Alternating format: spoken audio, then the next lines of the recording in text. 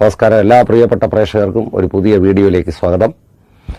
Cinema ഫീൽഡിലൊക്കെ നിൽക്കുന്ന ഒരു വർഷങ്ങളോളം നിറഞ്ഞു നിന്നിട്ട് വലിയൊരു ഗ്യാപ്പ് ഉണ്ടാവും. പിന്നെ അതിനുശേഷം ചിലപ്പോൾ ഒരു ഗസ്റ്റ് റോളിലൊക്കെ ആയിരിക്കും വരുന്നത്.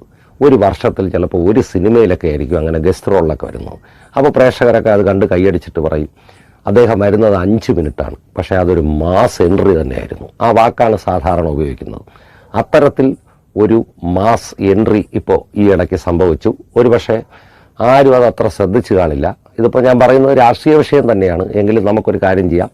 ആ ഒരു മാസ് എൻട്രിയുടെ ഒരു വീഡിയോയിലേക്ക് പോവുകയാണ്. അത് കണ്ടിട്ട് തിരിച്ചു വരാം. നിങ്ങളെ അക്കൗണ്ടബിൾ ആക്കുന്നതിന് കേരളത്തിലെ ഡിവൈഎഫ്ഐ എന്ന പ്രസ്ഥാനം, തലസ്ഥാനത്തെ ഡിവൈഎഫ്ഐ എന്ന പ്രസ്ഥാനം ഇവിടെ നിലകൊള്ളും എന്ന് മാത്രം സൂചിപ്പിച്ചുകൊണ്ട് എല്ലാവരെയും അഭിവാദ്യം ചെയ്തുകൊണ്ട് അവസാനിപ്പിക്കുന്നു. അഭിവാദ്യം.